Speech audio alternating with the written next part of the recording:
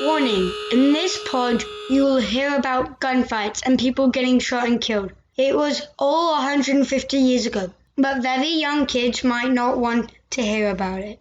Yeah, most of our episodes are for everyone of all ages, and we will return to a lighter topic next month. So where are we now? In a prison. Yeah, prison cell. Special door. See you in the morning, 7 a.m. for brekkie. Sleep tight. Dad and me love a whole lot of history. We could be the greatest team that the world has ever seen. Dad and me love a whole lot of history.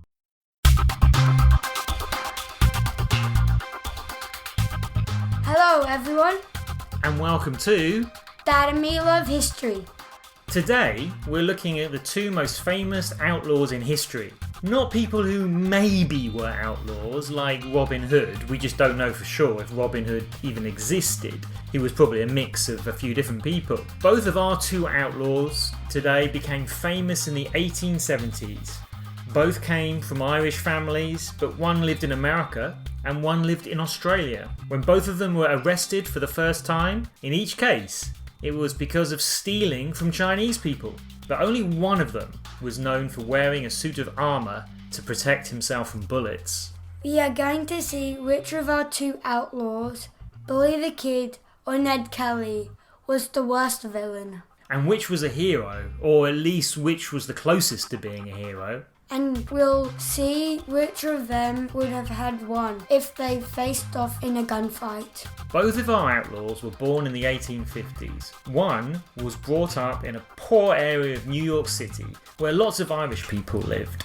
We think his real name was Henry McCarthy, but he later chose to be called William, so the police wouldn't know who he really was. And so we now know him as Billy, short for William, the Kid. Later he lived in Kansas and then New Mexico, which is land the Americans took next door to Mexico. The Kid's dad wasn't around and his mum died when he was 14, leaving Billy the Kid as an orphan. He lived in different foster homes and orphanages, and he got to know some thieves that led him to a life of crime.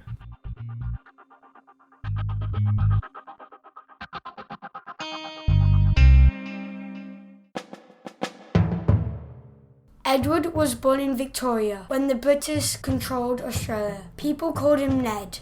Ned Kelly. Ned was 4 years older than Billy. Ned died in 1880, 1 year before Billy died. Ned Kelly is one of the most famous Australians in history. That's right, pictures of him were used in the opening ceremony to the Olympic Games when it was in Sydney over 100 years after his death. Billy had no family, but Ned did have family around. His dad was Irish and was called John Red Kelly. Yeah, Red was his nickname. Red had stolen 2 pigs in Ireland, and so as a punishment he was sent to prison in Tasmania in 1842. When Ned was 12, he saved a young boy from drowning in a creek. The boy's family gave Ned a sash. Yeah, a sash, for listeners who aren't sure, is like a scarf that you wear across your body to show your importance. Sometimes a mayor might wear it, or someone who wins a contest might wear it. This one was made from green silk and was given to Ned as an award for his bravery. It was important to Ned for the rest of his life. Ned's dad and other relatives soon got involved in stealing cattle. From the police point of view, the whole family were troublemakers and criminals. Ned was first arrested when he was 14 for stealing money from a Chinese man, but there was not much proof, so Ned got to be set free. We love history, baby. We love history.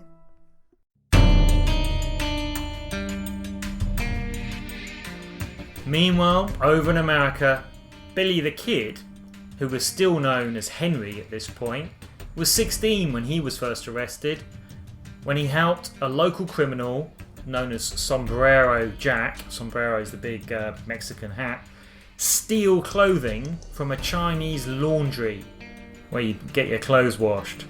The punishment for this crime would not have been big, but rather than face that punishment, Henry decided to escape from the jailhouse, and he did that by climbing up a chimney and out onto the roof. Henry, later known as Billy the Kid, then spent the rest of his life as an outlaw on the run. This is the Wild West, so it's like out in the countryside, not cities around here. Things, like I say, are pretty wild. Henry changed his name to William H. Bonney, so he became known as Billy the Kid, or just the Kid. He was young and looked even younger. He was always known as the Kid.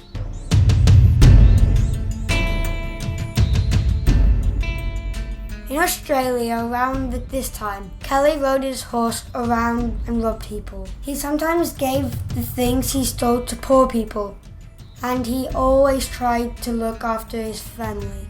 Yeah, and Ned Kelly saw the police as British agents who were always trying to make life hard for his family and for all Irish people. The British were in control of Australia, and they often looked down on the Irish as being inferior, not as good as them. One day, a policeman came to Kelly's family's home to arrest Kelly's brother for stealing horses. Ned shot the policeman in the wrist. The two brothers escaped into the bush to hide, and they were joined by two friends. The four of them became as the Kelly Gang. There's a movie about that. Yeah, that's right, yeah. Then three policemen found them, and Ned shot all three of them. This was the only time Ned killed anyone. The government passed a law that made Ned, his brother and two friends outlaws. It was time to make some armour.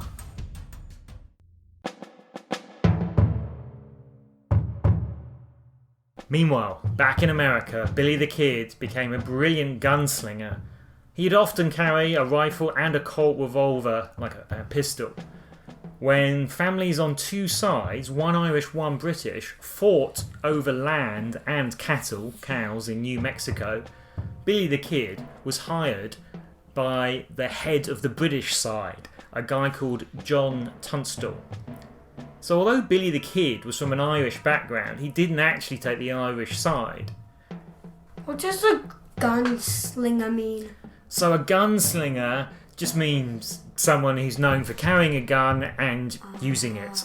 Anyway, so the head of the British side, John Tunstall, was then murdered by Sheriff William Brady. So sheriff's like a local police officer, and this sheriff, William Brady, he supported the Irish side in this argument. After Tunstall's death, Billy the Kid and others formed a gang called the Regulators. They were going to regulate things, like set the rules, make things fairer than the sheriff had done from their point of view. And they got revenge. The Regulators got Sheriff Brady. For the rest of his life, Billy the Kid was now even more of a wanted man. Then from 1877 until his death in 1881, Billy the Kid became wanted for the murder of 9 men. One particular gunfight happened in January 1880 at a New Mexico saloon bar. A drunk named Joe Grant was getting angry and was threatening to kill someone before the night was over. The Kid came up to Grant and, witnesses say, he said, "That's a mighty nice looking 6-shooter you got." That's the Kid talking to Grant. The Kid then took hold of Grant's pistol and spun its cylinder around so the gun's next shot would actually be an empty chamber. You know how that works from your Nerf gun, right? When you have an empty, where there's no bullet in it, you can turn it around so that when you pull the trigger, there's no bullet to come out. So that's what Billy did to Grant's gun. And then the Kid gave Grant his gun back. But Grant wasn't happy that the Kid had been cheeky enough to grab his own gun. I guess he didn't pay too much attention to what Billy the Kid did with it. Because later that evening, Grant pulled his gun and aimed it at Billy the Kid's back. Grant pulled the trigger, but it just clicked. Because, of course, that chamber was empty. Then the kid turned, drew his own pistol and shot Grant dead. So, Billy the Kid was on the run, but he couldn't run forever. Eventually, Sheriff Pat Garrett and 2 deputies found Billy the Kid on a friend's ranch, big farm, in New Mexico. It was dark, but Sheriff Garrett drew his pistol and fired off 2 shots through the darkness towards where he had heard Billy's voice. One bullet hit the 21-year-old Billy the Kid, killing him instantly.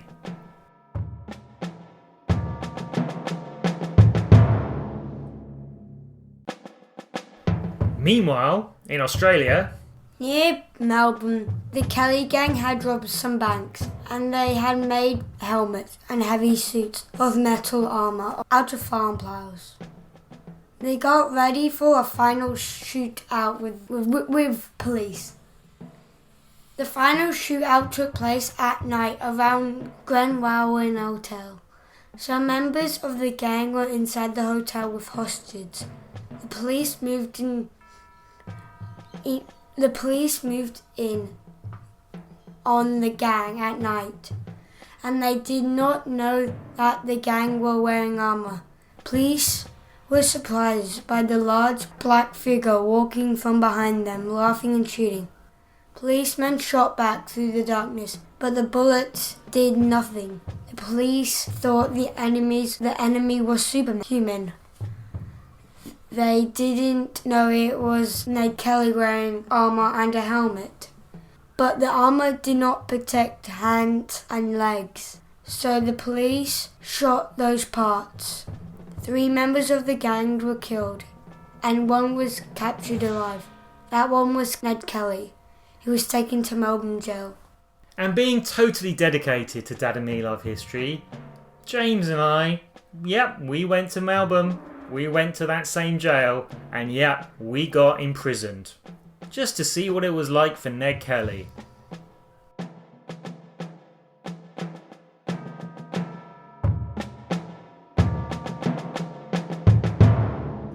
Sound inevitability. The pleasantries are now well and truly over with. My name is Sergeant Henderson. You are now under arrest. Freely translated means you are now in my world. You are my watch house. When you are my watch house today, you will abide by my rules. When I speak to you, answer me yes, Sergeant, or no, Sergeant. Make myself understood. Yes, Sergeant. I'm slightly deaf in my right ear. Perhaps that's why I didn't hear. Make myself understood. Yes, sir. Tremendous. Make myself understood. Why are my watch house today? You'll not touch anything. This includes the walls, doors, locks, gates, anything you see. Keep your grubby mitts to yourselves. Building is over 100 years old, heritage protected. My job, protect this building from you, you from it, understood? Yes, sir. You will not speak, smile, sneeze, burp, cough or fart without my direct permission, my understood? Yes, sir. My understood? Yes, sir. We'll get along famously. Now, here he is, tell him your name. Mr. May, you're here so often, have your key to the front door, what's the charge? Harassment. That's right, place hands on surface in front of you. It's the one and only time you'll be permitted to touch anything in my watch house today, so enjoy it. Raise behind you your right foot off the ground. Anywhere in, around, underneath the shoe, drugs, weapons, contraband, vehicles stored. Foot to ground, turn around, hands by sides. I am now satisfied with this search. Pick up your worldly belongings in front of you. I will now be processing you directly into your cells, where you will be incarcerated. Gentlemen, let's start with you. From you, all the way down to you. We're going into a 13. 13, eh? Unlucky for some. That some is certainly for you. What did you say, boys? Do you reckon, James? So where are we now? In a prison in Melbourne. Yeah, prison cell. Special door. See you in the morning, 7 a.m. for brekkie. Sleep tight.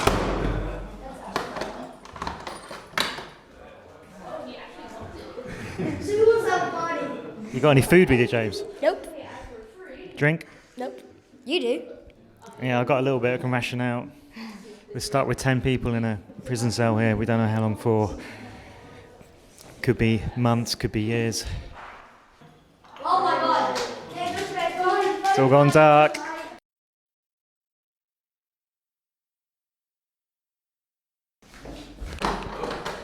Oh, it's enough long in here, not a day spa. Let's go up and over. Oh. I'm glad they let us out of there. It was only 6 months in the end. Ned Kelly got out quicker, but not in a good way.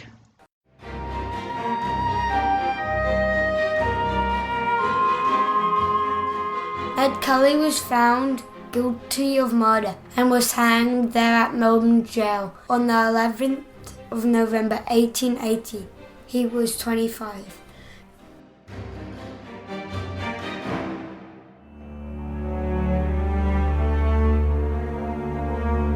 The Slightest Chance is my latest World War II thriller love story based around real history. After the Japanese won the Battle of Hong Kong, a young English woman named Gwen, who was a real person, was the only female to escape from a Japanese camp, and she did so on foot, and then faced an 800-mile journey across occupied China. By the end of this novel, you will have learned all about her extraordinary adventure and how Gwen was secretly carrying information which the very top of the British government would use in the fight against Imperial Japan. Also from real history, included in the novel is the mass breakout led by a one-legged Chinese admiral, and then there's the Japanese guard, Kiyoshi Watanabe, whose Christian faith pushed him to risk his life helping Japan's enemies. Find out more at poorletters.com. The Slightest Chance, when your enemy is your best friend.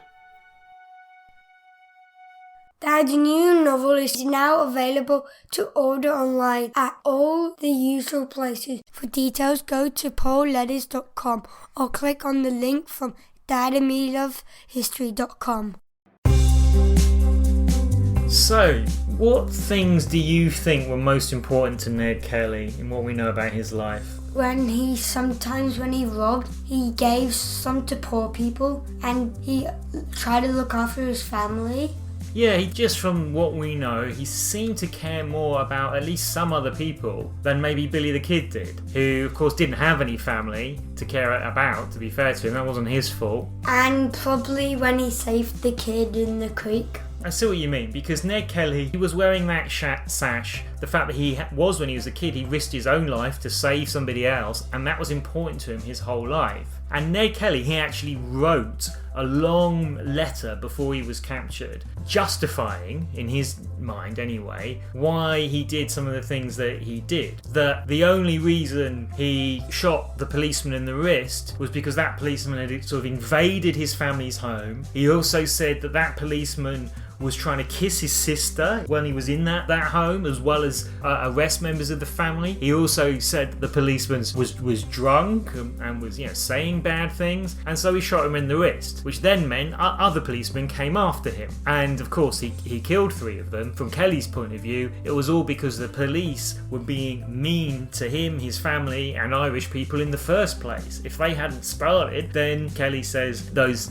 policemen wouldn't have been killed. So, have we answered our own question? Which of the 2 outlaws, Billy the Kid or Ned Kelly, was the worst villain? Yeah, Billy the Kid. Billy the Kid. From what we can tell, that's mainly what he's about. Was either of them a hero? Well, Ned Kelly was kind of. You can see why some people think Ned Kelly is a hero, and here in Australia, it doesn't mean everyone loves him or says everything he did was good, but there's certainly some respect for him. At least for some of the things that he stood up for. Which of them do you think would have won if they faced each other in a gunfight? I think Ned Kelly would have, because I think he's got more of a brain, but Billy the Kid would just go. Yeah, I think most people would expect Billy the Kid to be the quickest on the draw. He was known for being a quick draw, and of course Ned Kelly had all that armour. Yeah, that's a bit smarter. Yeah.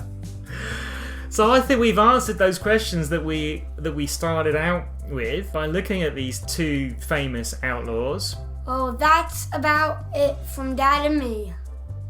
Have you told your friends about this podcast yet? Only don't tell them if you don't like them very much. And please review us on iTunes or wherever you get your podcasts. And you can find us on Facebook, Instagram, and Twitter. And our webpage, dadandmelovehistory.com, where you'll see all our past episodes and images and also questions that we make to go with every episode. You'll also find those questions in the show notes. Bye for now from Dad and me love history. Dad and me love a whole lot of history. We could be the greatest team that the world has ever seen. Dad and me love a whole lot of history.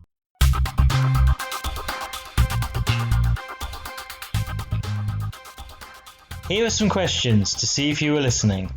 Number 1. Which country did Billy the Kid live in? Number 2. Which state was Ned Kelly born in? Number 3. Ned Kelly pictures appeared in the Olympics. In which city? Number 4. Which country were the ancestors, the families of Ned Kelly and Billy the Kid, originally from? Number 5. Who hired Billy the Kid to fight for him against an Irish family? And finally, number 6. Out of what type of farming equipment was Ned Kelly's armour made?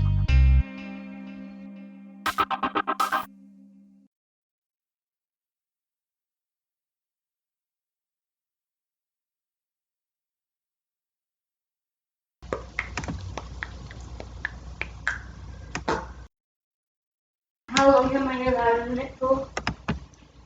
Well, 0 minutes until you switch the bathroom light off. After I did that. White over there. I don't know. Alright, how do I get this microphone to make you sound as loud as me? Oh, that's high pitch.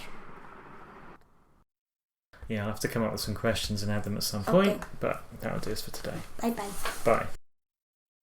Bye for now from Dad and me love history.